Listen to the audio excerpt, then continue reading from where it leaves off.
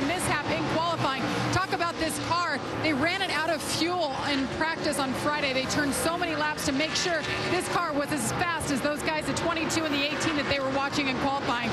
Now, Greg Biffle, this is his last race for a couple weeks now in this car. He's very sentimental with this team, wants to get a race win. You see Brad Keselowski on the outside there of Paul Menard. But Greg Biffle, car is good, no adjustments on the last stop. Marty? So Keselowski takes over the 9th position and makes it look pretty easy. So remember when he was well back around 26th. This is Jamie McMurray as he is closing down on Reed Sorensen. That is for 6th position on the racetrack. Yeah, we were just talking about what a great race that McMurray was having, and now he's slipping backwards. He was running 4th earlier, and he lost that to Greg Biffle. Now he's losing another spot. It looked like he was coming back. Here he does. It looks like he comes back and then in through the corners when he loses it. Well, I just think they're going to need a couple more pit stops for the 88 car just to get it tuned up right. I mean, this is the first time Jamie's really run this car. Doesn't know what to expect yet. Let him stay working on it, and I think we'll get better. Landon Castle, that's 20th place. He's looking out the back. And a little bit further back is his closest competitor, Brian Scott. No instant threat, but there's a lot of lap traffic involved in this as well. Castle will be coming out of that car, and we'll talk more about that when we get a chance because we got a battle for 13th. A pair of Toyotas right there, Steven and Jason Leffler. These guys are good friends off the racetrack. They talk a lot, but you have to give a lot of respect right now to each other if you run that fast, that tight. Say Steven ducks in behind now. And remember, Leffler had a penalty for a loose lug nut on pit road earlier, so he has bounced back and is now finding himself in 13th position. Pit stops should be coming up in the not-too-distant future here at Texas Motor Speedway. We have completed 114 of 200 laps. Kyle Busch is still leading.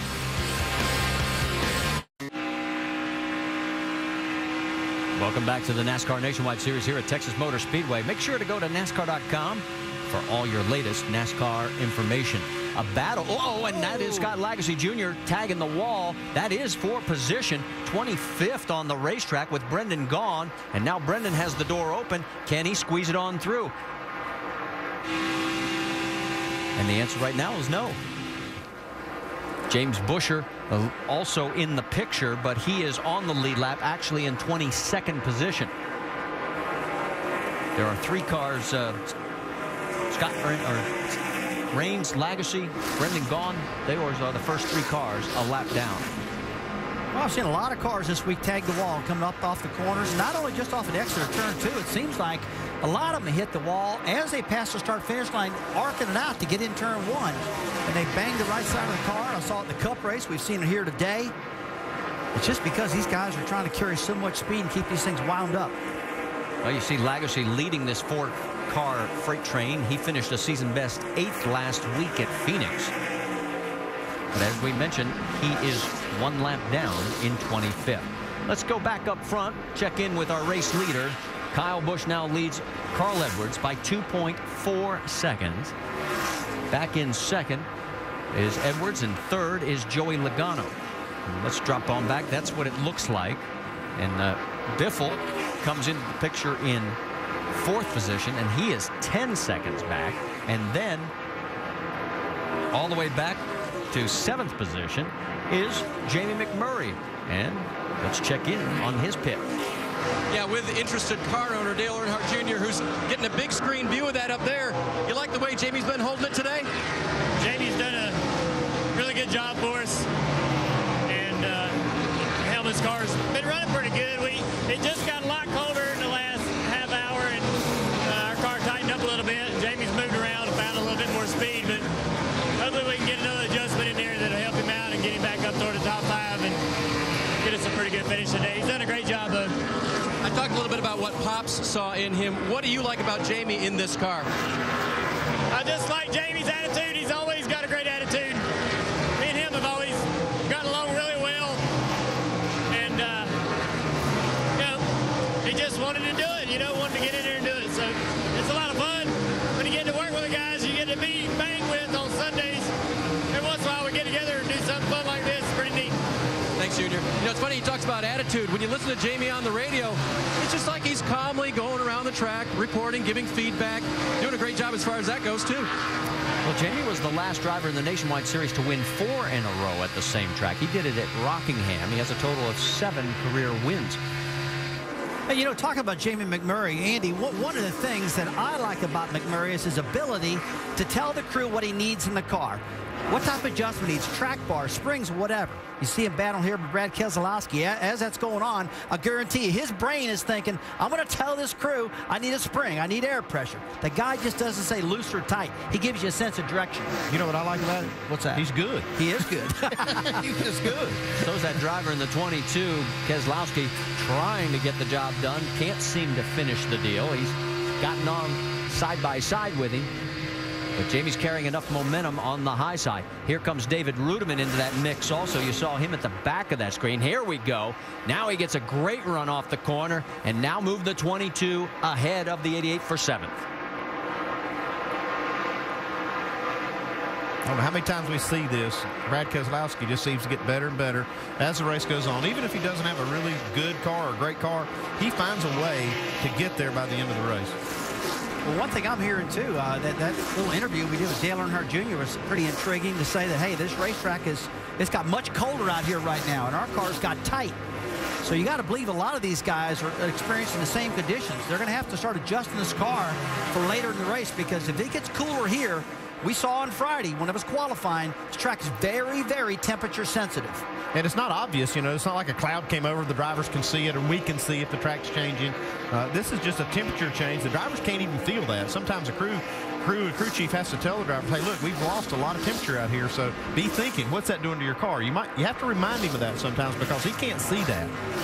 You know, these cars are hot inside. A lot of people always ask me, how hot are they? So, well, the exhaust underneath the car is well over 1,200 degrees. And then the ambient air temperature inside the car, man, I've had it where it's approached 175 degrees, if not hotter, Andy. The cool helmet really helps a lot. But these cars get so warm inside, you're exactly right, man. You don't know what that temperature outside feels like. Lap traffic of Shelby Howard right in front of the 22. If Keselowski goes low, Shelby gives him plenty of room. We are approaching pit stops. It's working lap number 130 of 200. We can tell you that while all this is going on, there's Landon Castle. Doc? Scheduled pit stop for Landon Castle. They have been really dealing with a very, very tight race car. They've made adjustment to air pressure, rubber in the right rear.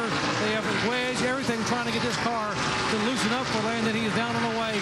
No major adjustments there.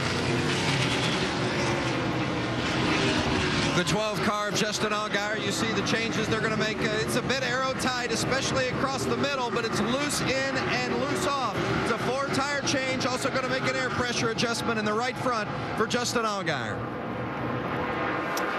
And while he pushes off, along with the 22 of Brad Keselowski, we can tell you the 01 of Mike Wallace has taken it to the garage with engine problems. A tough break for him as he had a new sponsor of the Choctaw Resort for this race. The 38 is in. Doc, it's yours.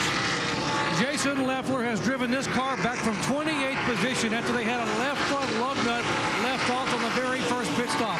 He said the car is still tight in the center and on the exit. They're going to make another air pressure adjustment, but he is battling his way back in the top 10. Jamie. And David Rudiman in the 10, down and away. It was 4 tires, filled it up with Sunoco fuel. Car has been pretty good, guys. On the right side of your screen is race leader Kyle Busch. He is still out there, as is Carl Edwards. Let's get more from the 99, Dave. Trevor Bayne getting the work finished up on his race car. They changed 4 tires, made adjustments on the race car, although that run, it was the best it had been all day long. Race leaders in, Doc. No adjustments on Kyle Busch. But guys, look at the catch can man. That's John Eicher. He was the catch can man for Denny Hamlin. He's already won a cup race today. He could be the only guy on pit road maybe to win 2 in the same day at Texas. 4 tires, fuel, no changes for Kyle Busch.